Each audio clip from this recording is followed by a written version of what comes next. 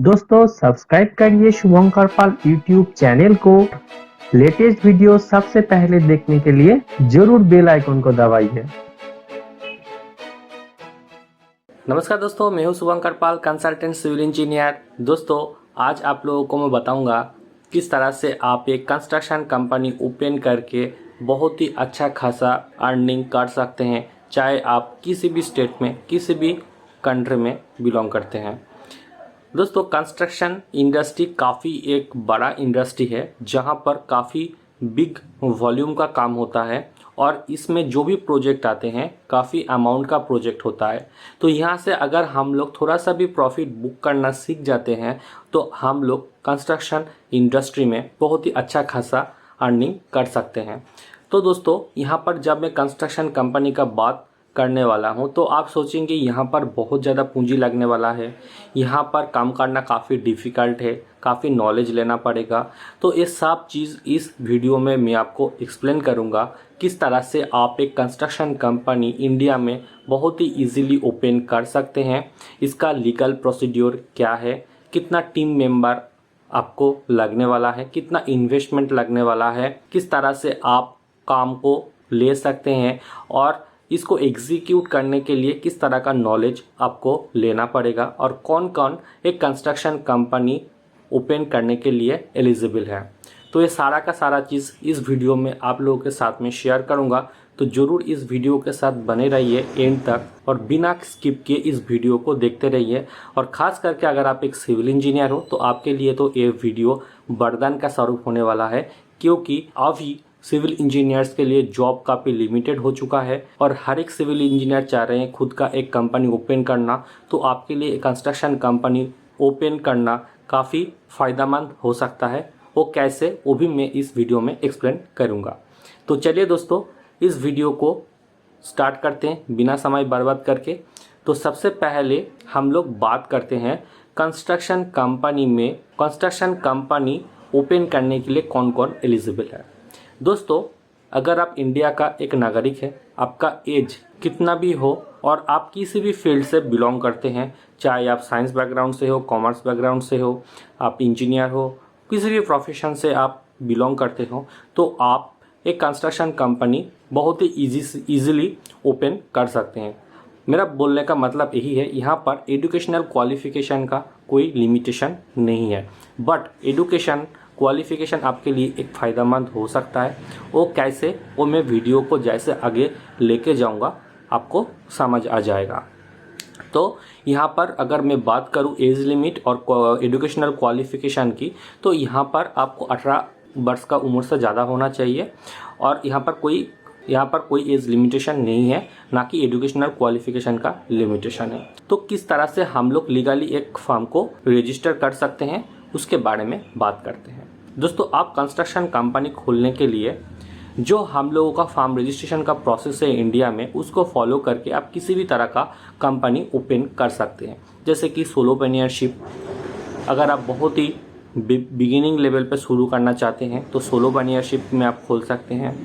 आप private limited company open कर सकते हैं। अगर आपके पास 2 से अधिक बिजनेस पार्टनर हैं तो और आप चाहते हैं थोड़ा बड़ा लेवल पे काम करना, तो आप प्राइवेट लिमिटेड कंपनी ओपन कर सकते हैं। और आप प्राइवेट लिमिटेड जैसा फैसिलिटी लेना चाहते हैं बट आप खुद ही चाहते हैं कंपनी को ऑपरेट करने के लिए, तो आप ओपीसी कंपनी ओपन कर सकते हैं। इसका फुल फॉर्म है 1% कंपनी। तो ये बेसिक 3 तरह का कंपनी है जो कि इंडिया में काफ़ी पॉपुलर है। आप इनको यूज़ करके बहुत ही इजीली एक कंस्ट्रक्शन कंपनी ओपन कर सकते हैं। कुछ टर्म यूज़ किया, आप हो सकते हैं इसके बारे में ज़्यादा जानते नहीं होंगे और आपको ज़्यादा नॉलेज नहीं है इसके बारे में, तो मैं आपको रिकमेंड करूँगा आप कोई भी सीए के पास जाइए जो चार्टर्ड अकाउंटेंट है और आपको बताना है आप किस तरह का कंपनी ओपन कर सकते हैं। वो आपको डिटेल में गाइड कर देगा और साथ में आपको बैलेंस शीट बनाने का, जीएसटी फाइल करने का भी वहाँ पर सुविधा मिल जाएगा। तो यहाँ पर मैं अगर खर्चा का बात करूँ तो यहाँ पर आपको सीए को कुछ फीस देने के लिए, जीएसटी वगैरह मेंटेन करने के लिए आपको यहाँ पर सालाना 50 से 60 हज़ार रुपया लग सकता है। अगर आप थोड़ा बड़ी लेवल पे काम करना चाहते हैं तो वहाँ पर खर्चा थोड़ा ज़्यादा हो सकता है। तो मैं आपको रिकमेंड करूँगा, अगर आप बहुत ही बिगिनिंग लेवल पे हैं, आप सोलोप्रेन्योरशिप या फिर ओपीसी कंपनी ओपन कर सकते हैं, क्योंकि सोलोप्रेन्योर में आप खुद ओनर होंगे और और ओपीसी कंपनी में भी आप खुद ओनर होंगे। बट ओपीसी कंपनी का एक प्लस पॉइंट यही होगा, आपके पास अनलिमिटेड लायबिलिटी नहीं होगा, लिमिटेड लायबिलिटी होगा और प्राइवेट लिमिटेड जैसा आप फैसिलिटी ले सकते हैं। आगे चल के आपका कंपनी बड़ा हो गया, आप चाहते हैं उसको प्राइवेट लिमिटेड कंपनी में बदलना, तो भी इसमें पॉसिबिलिटी आपको मिल जाएगा। हम लोग नेक्स्ट बात करते हैं, यहाँ पर हम लोगों को किस तरह का एम्प्लॉय रखना चाहिए और एम्प्लॉय रखने में कितना खर्चा होने वाला है और ऑफिस रिक्वायरमेंट है क्या नहीं है। दोस्तों देखिए, कोई भी कंपनी अगर आप ओपन करना चाहते हैं, अगर आप चाहते हैं आपका एक अच्छा ब्रांड इमेज बने, तो आपको डेफिनेटली एक छोटा सा क्यों ना हो ऑफिस जरूर लेना चाहिए।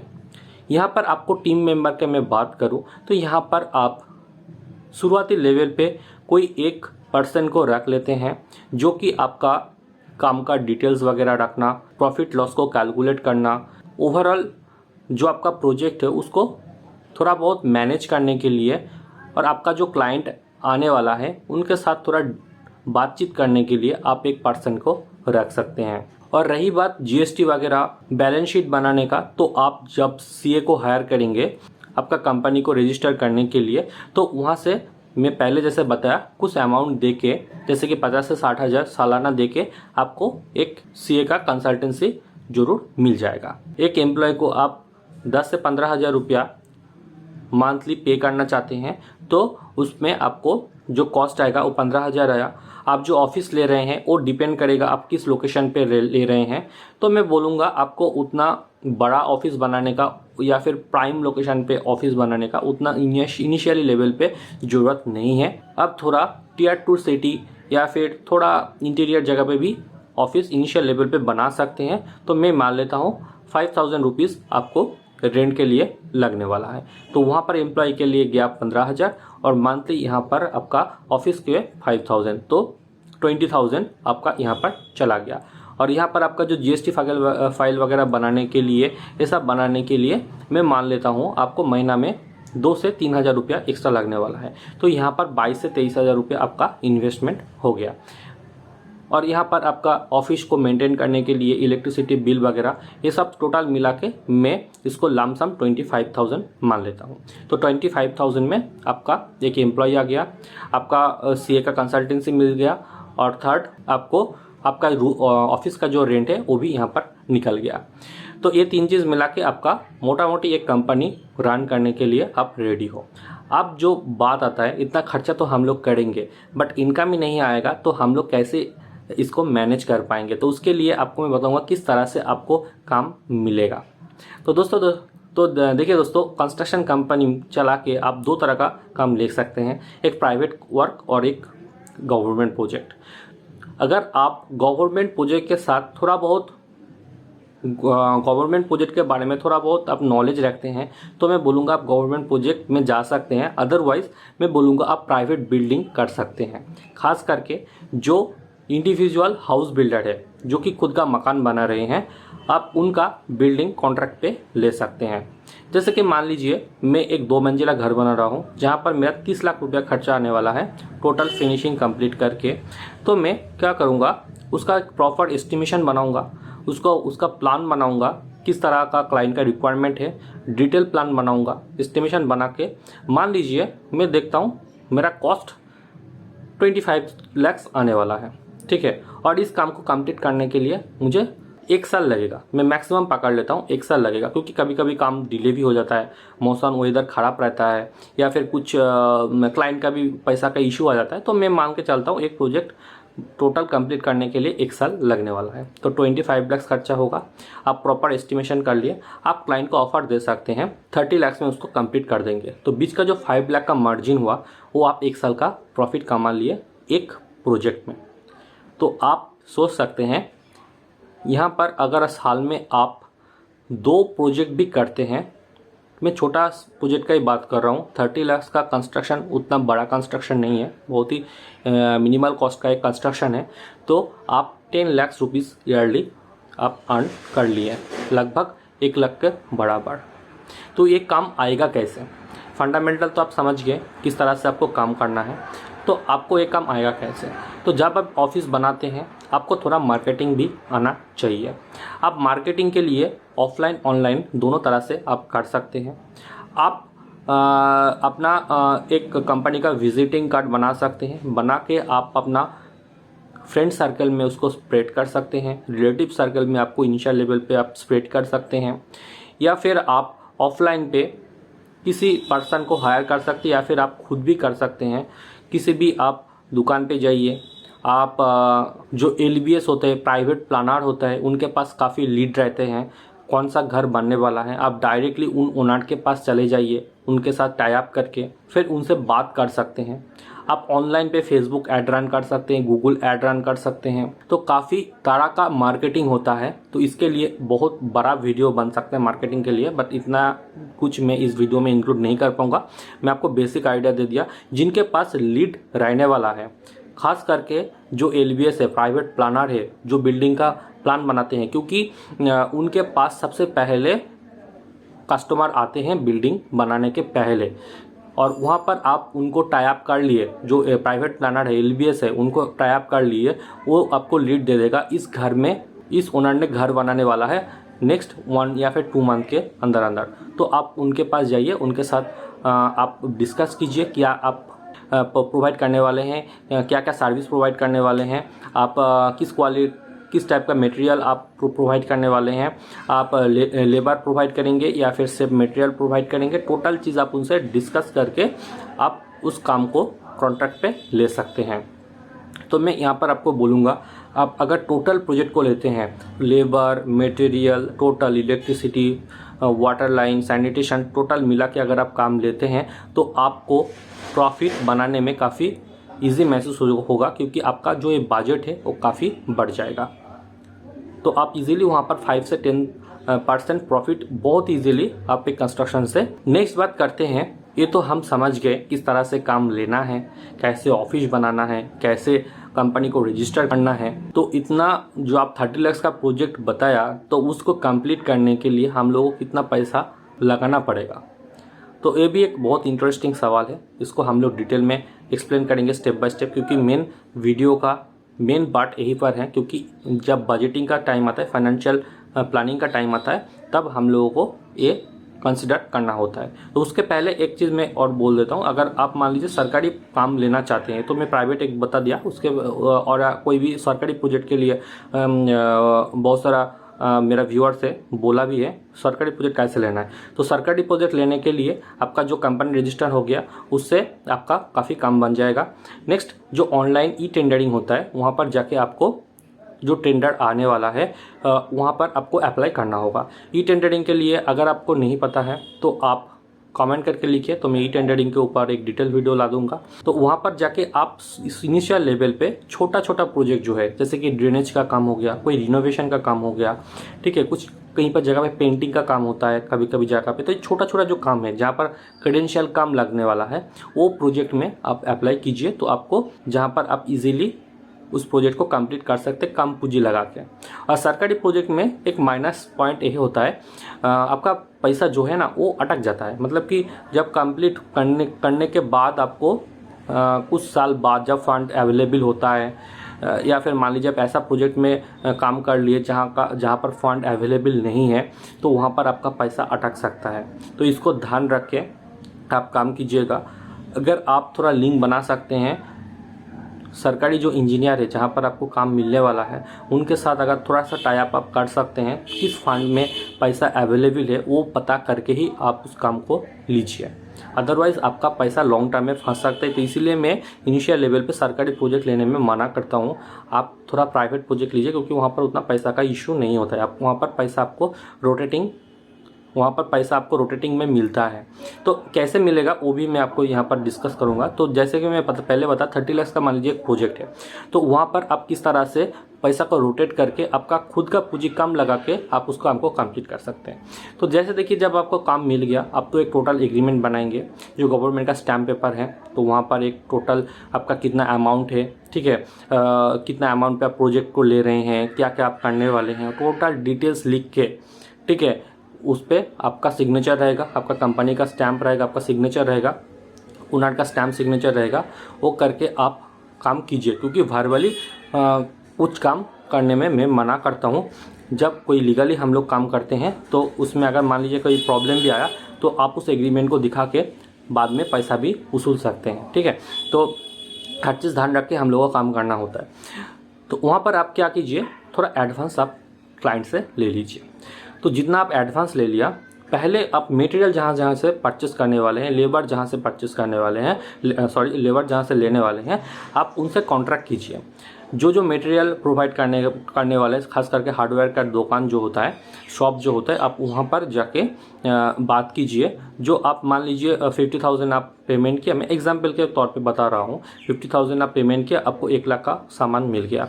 अब फिर आपको जब पेमेंट मिलेगा फिर आप पेमेंट करेंगे, फिर आपको पैसा माल मिल जाएगा। इस तरह से आप उनसे टाई अप कीजिए। इनिशियल लेवल पे आपको कोई देना नहीं चाहेगा, इसीलिए मैं बताऊंगा, अगर आपका कोई फ्रेंड सर्कल में या फिर कोई रिलेटिव के तौर पे या फिर कोई भी हो, आपका चिन पहचान तो होगा ही ना किसी के साथ, आप उनसे काम कीजिए। फिर आप जब धीरे धीरे काम करते लगेंगे तो इस इंडस्ट्री में ये सब लोगों के साथ आपका परिचय ऑटोमेटिकली बनने लगेगा। ऐसा भी टाइम आएगा कंपनी के साथ डायरेक्टली आपका टाई अप हो जाएगा, आप कंपनी को पेमेंट करेंगे, कंपनी उनका मटेरियल आपको पहुंचा देगा साइट पे। तो फिर आप जो मटेरियल मिल गया आप वहां से काम कीजिए। लेबर के साथ भी आप सेम कीजिए, क्योंकि लेबर का एक लीडर रहता है, ग्रुप रहता है। आप उनका जो ग्रुप का जो हेड है उनसे अगर बात करेंगे, आप ऐसे ही बोलेंगे मैं जो पेमेंट करूँगा सप्ताह भर में पेमेंट करूँगा, क्योंकि लेबर पेमेंट है ना, वो हम लोग ज़्यादा होल्ड नहीं कर सकते हैं, क्योंकि लेबर लोगों को डेली बेसिस पे पैसा चाहिए होता है। तो इसीलिए सप्ताह उनको पेमेंट करना होता है। तो इसी तरह से आप लेबर लोगों का जो हेड होता है, उनका जो ग्रुप का लीडर होता है, उनसे बात कीजिए। आप ऐसे भी कर सकते हैं, आप उनको बोलेंगे आपको महीना में पेमेंट मिलेगा, बट आप लेबर को वीकली पेमेंट आपको करना पड़ेगा, मैं आपको महीना में पेमेंट करूंगा। ऐसा भी आप कर सकते हैं। ये पहले से ही क्लियर होना चाहिए, क्योंकि जब कोई रिलेशन खराब हो जाता है ना, फिर आपको काम मिलने में या फिर रिसोर्सेस मिलने में काफ़ी मुश्किल हो जाएगा। क्योंकि आपका जो इमेज है, आपका जो गुडविल है, वो बहुत ज़्यादा काम करता है इस इंडस्ट्री में। तो ये तो हो गया लेबर का, मटेरियल का। आप जैसे काम किए हैं, मान लीजिए आप 2 लाख रुपया वहाँ से एडवांस लिए हैं, तो उस बेसिस पर मान लीजिए आप 4 लाख का काम कर लिए हैं, ठीक है। तो अभी फिर उनको नेक्स्ट पेमेंट करना है, और ये जो पेमेंट का जो शेड्यूल है ना, वो आपको स्टेप बाय स्टेप ब्रेकआउट करना है, और ये एग्रीमेंट पेपर में भी आपको लिखना है। जैसे कि प्लिंथ लेवल तक एक पेमेंट हो गया, प्लिंथ से आपका लिंटल लेवल तक एक पेमेंट हो गया, लिंटल से रूफ का जो स्लैब कास्टिंग है उस लेवल पे एक पेमेंट हो गया। फिर ब्रिक वर्क, साथ साथ में अगर ब्रिक वर्क चल रहा है तो चलने दीजिए। फिर फिनिशिंग का काम जब आ रहा है, प्लास्टर का वर्क हो रहा है, तो इनसाइड प्लास्टर हो गया, एक पेमेंट हो गया, आउटसाइड प्लास्टर हो गया, एक पेमेंट हो गया, फ्लोरिंग का काम हो गया, एक पेमेंट हो गया, डोर विंडो का, ग्रिल का, फ्रेम का काम हो गया, एक पेमेंट हो गया।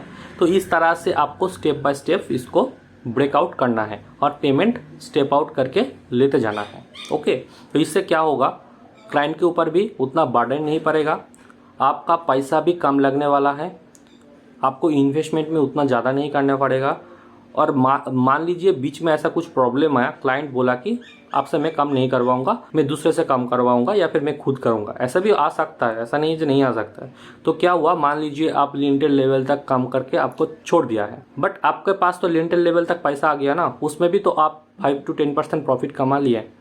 तो इस तरह से आपको एस्टिमेशन करके स्टेप बाय स्टेप उसको ब्रेकआउट करना है और एग्रीमेंट पेपर में अमाउंट के साथ लिखना है, ठीक है। ऐसा लिखना है, मान लीजिए आप प्लिंथ लेवल तक काम किए, मैं एग्जाम्पल तौर पे बोल रहा हूँ, आपको 6 लाख दे देना है। जब जैसे ही प्लिंथ लेवल का ढालाई कंप्लीट हो जाएगा, 6 लाख आपको मिल जाएगा, फिर नेक्स्ट काम आप स्टार्ट करेंगे। ये एग्रीमेंट पेपर में भी लिखा रहेगा, मैं बार बार यही बोलना चाह रहा हूँ, क्योंकि अगर मान लीजिए क्लाइंट ऐसा होता है पैसा देने में मना करते हैं, तो आप उस एग्रीमेंट पेपर को लेके भी लीगली उनको चार्ज कर सकते हैं, ठीक है।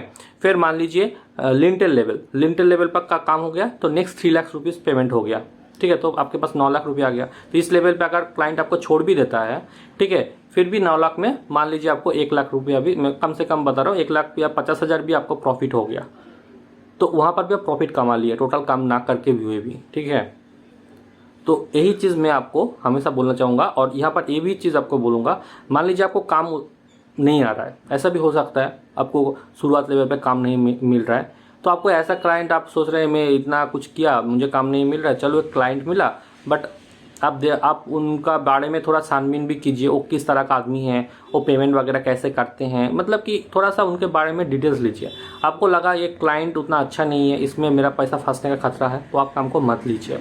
आप इनिशियल लेवल पे अच्छे क्लाइंट का काम लीजिए जहाँ पर आप अच्छे से काम कर सकते हैं बिना रुकावट के, क्योंकि इससे क्या होगा ना, आपको कॉन्फिडेंस बहुत ज़्यादा मिल जाएगा इनिशियल लेवल पर। इनिशियल लेवल पे बहुत ज़्यादा प्रॉब्लम में आप फंस जाएंगे, तो इसको कंटिन्यू करने के लिए आपको फिर आगे जाके आपका साहस नहीं रहेगा, ठीक है।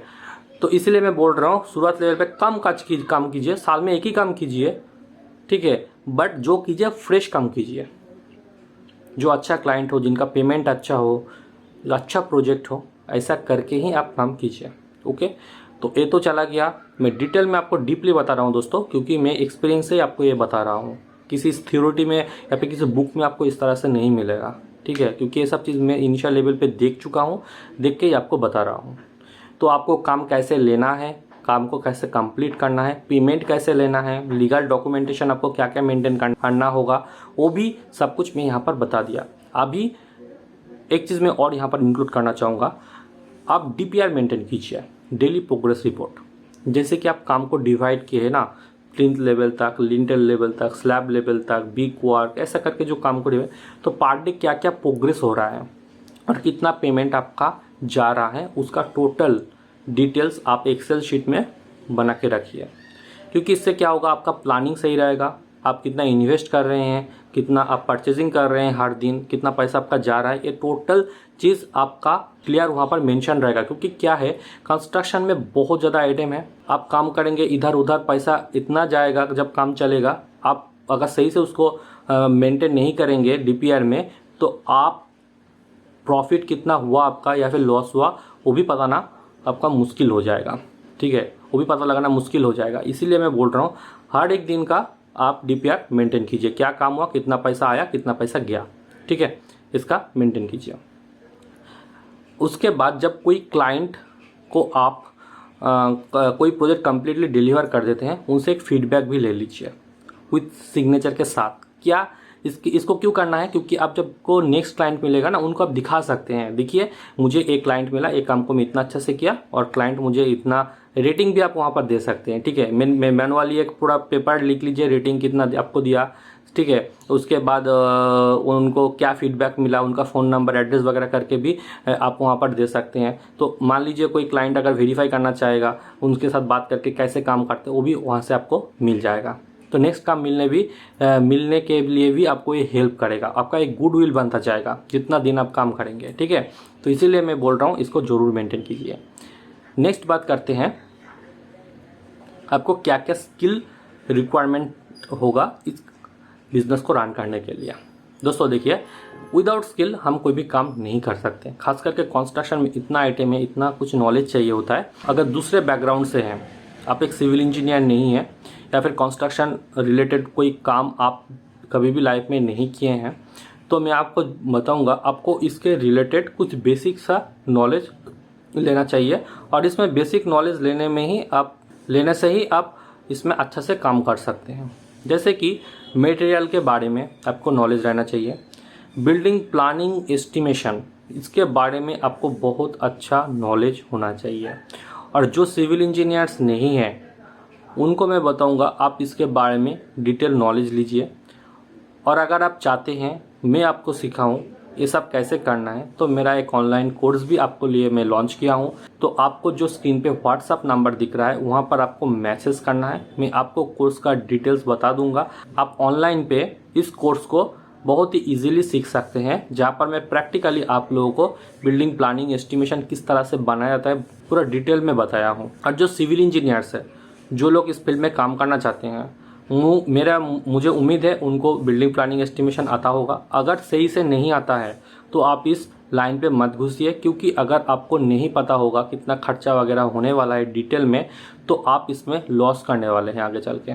क्योंकि आप बहुत ज़्यादा ना, हम लोग लामसाम पकड़ लेते हैं, चलो ये बिल्डिंग का 20 लाख रुपये खर्चा होगा, आप लामसम कर लिए ना, बट यहाँ पर आप मान लो अगर आप डिटेल में कर सकते हैं तो छोटा छोटा चीज़ में भी आप पैसा बचा के आप प्रॉफिट 5% से 10% भी लेके जा सकते हैं।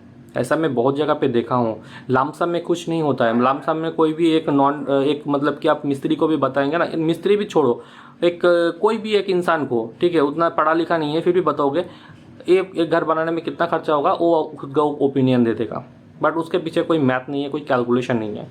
बट आप जब बिजनेस को प्रोफेशनली कर रहे हो उसके पीछे आपको कैलकुलेशन आना चाहिए, उस कैलकुलेशन को आपको खुद को करना आना चाहिए, ठीक है, तभी आप इसमें अच्छा से प्रॉफिट कमा पाओगे और लॉन्ग टर्म इसमें चल पाओगे, ठीक है। तो अगर आप सिविल इंजीनियर हो, आप नहीं जानते हो, तो ये आपका एक फ़र्ज़ बनता है बिल्डिंग प्लानिंग एस्टिमेशन अच्छा से सीखना, क्योंकि एक सिविल इंजीनियर का बेसिक जो स्किल होता है वो एक बिल्डिंग का प्लान बनाना होता है, एस्टिमेशन बनाना होता है। तो आप दिए हुए व्हाट्सएप नंबर पे मैसेज कर सकते हो। ऑनलाइन क्लास मेरा चलता है जहाँ पर मैं ऑनलाइन पे ही सिखाता हूँ किस तरह से आप बिल्डिंग प्लानिंग एस्टिमेशन उसका बना सकते हो। तो मैं आपको डिटेल्स कोर्स के बारे में भेज दूंगा व्हाट्सएप पे ही, आप वहाँ से आपको ज्वाइनिंग लिंक भी मिल जाएगा, आप वहाँ पर उस कोर्स को परचेस करके ज्वाइन कर सकते हो, ठीक है। तो नेक्स्ट बात करते हैं, इसमें क्या स्किल चाहिए, वो तो मैं पहले बोल ही दिया। ये बिल्डिंग प्लानिंग एस्टिमेशन और मटेरियल के बारे में आपको अच्छा खासा नॉलेज रखना है। साथ में साइट को कैसे एग्जीक्यूशन करना होता है, कौन सा काम के बाद कौन काम आता है, ठीक है। मान लो प्लास्टर वर्क बिग वर्क क्या एक साथ हो सकता है? अगर आपके पास नॉलेज नहीं है, आप जानते नहीं हो, तो आप बता नहीं पाओगे। ब्रिक वर्क प्लास्टर वर्क कभी भी एक साथ में कभी भी नहीं चलता है। बट प्लास्टर वर्क फ्लोरिंग का वर्क एक साथ में चलता है, हाँ चलाया जा सकता है। आउटर प्लास्टर हो रहा है, इंटरनल प्लास्टर मान लो हो गया, आउटर प्लास्टर हो रहा है, साथ में इंटीरियर में फ्लोरिंग का भी काम हो रहा है, वो चल सकता है, ठीक है। तो ये जो काम है, ये सब जो काम है, किसके साथ में हम लोग किसको मैच कर सकते हैं, क्योंकि इससे आपको क्या होगा, लेबर को आप अच्छे से मैनेज कर पाओगे। लेबर को यूटिलाइज करके कि मान लो आप एक दिन में एक लेबर का भी कम बचा दिया, तो एक लेबर मान लो ऑन एन एवरेज 400 रुपया लेता है, तो 400 रुपया पर डे तो आपका बच गया ना, महीना में 12,000 रुपया वहाँ पर आप सेव कर लिया। तो ये भी आपको जानना होगा, और इसको जानने के लिए भी मैं इस कोर्स में भी ये सब चीज़ के बारे में जिक्र किया हूँ, बात किया हूँ, ठीक है। तो इस कोर्स में भी आपको ये मिल जाएगा, ठीक है। और साथ में लाइफ टाइम अगर सपोर्ट का बात करूँ, कभी आप काम कर रहे हो उसमें कोई प्रॉब्लम आ रहा है, आप थोड़ा सपोर्ट लेना चाहते हो एक्सपर्ट का, तो वो भी मैं इस कोर्स में इनरोल करने वाला स्टूडेंट को लाइफ टाइम सपोर्ट प्रोवाइड करता हूँ। किसी भी प्रॉब्लम है तो मेरे साथ बात कर सकते हैं, व्हाट्सएप में बात कर सकते हैं, या फिर लाइव सेशन भी चलता है, वहाँ पर भी हम लोग क्यूमुलेट होके बात कर सकते हैं, ठीक है। तो ये सब चीज़ के इसका फैसिलिटी, तो ये सब सारा चीज़ का फैसिलिटी आपको प्रोवाइड किया गया है इस कोर्स के अंदर।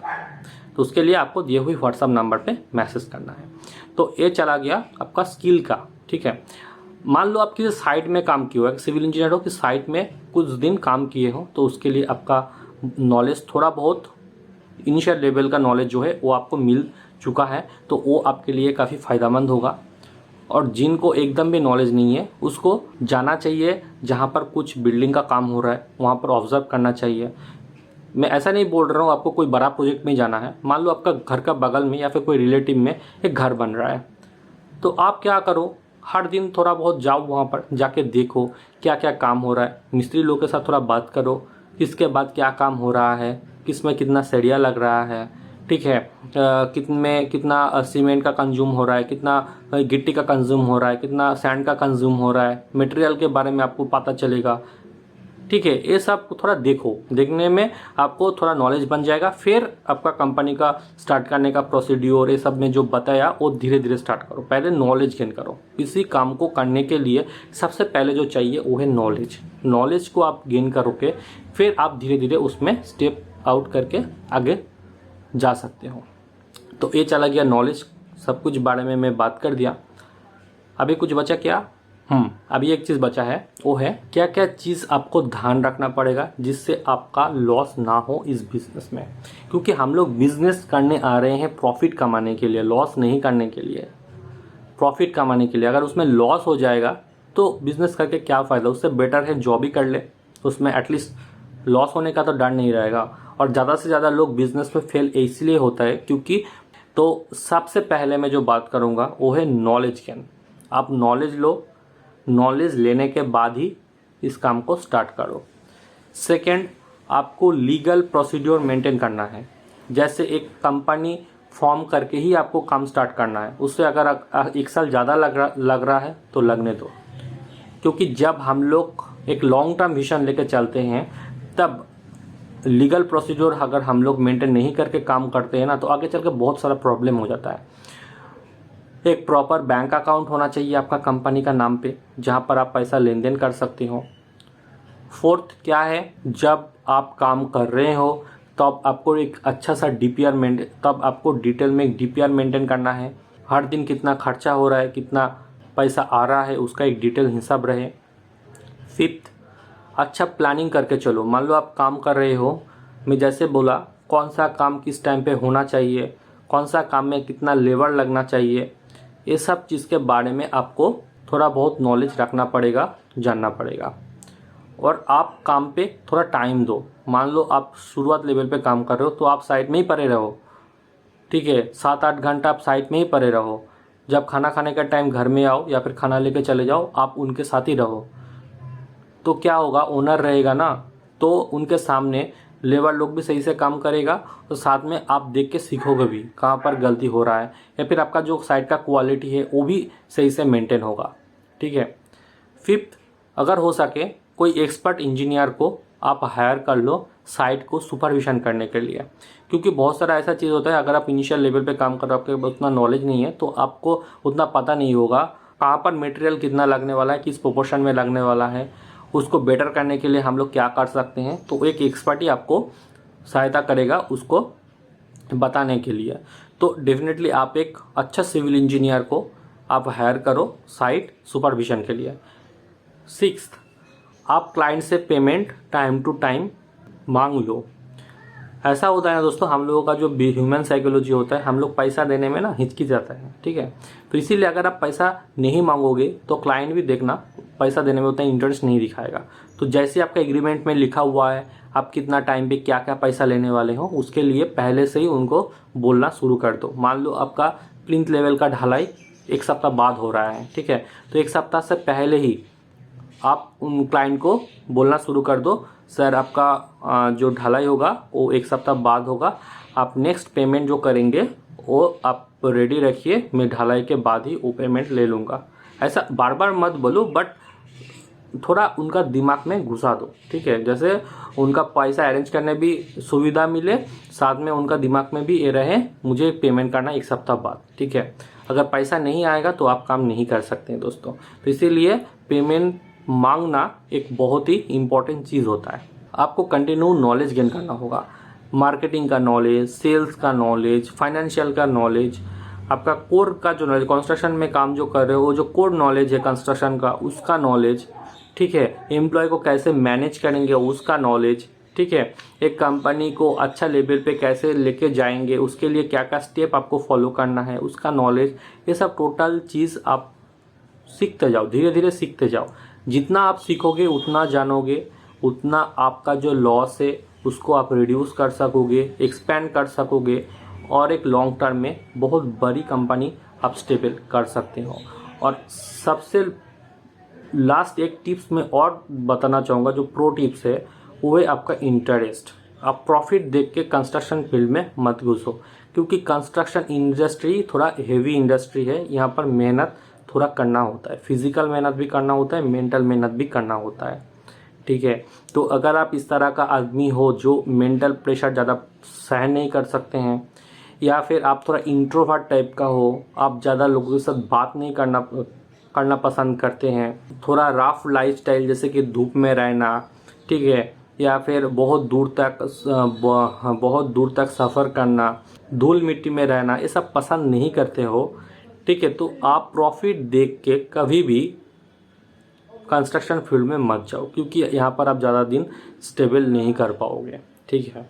तो उम्मीद करता हूँ दोस्तों ये वीडियो आपको काफ़ी पसंद आया होगा। अगर पसंद आया तो वीडियो को लाइक कीजिए, शेयर कीजिए, और चैनल पे नए हो तो चैनल को सब्सक्राइब कीजिए, क्योंकि construction and civil engineering related video हम इस चैनल पे अपलोड करते हैं जिससे आपका अर्निंग हो, आप इस फील्ड पे एक अच्छा पोजीशन, एक अच्छा करियर बना सको।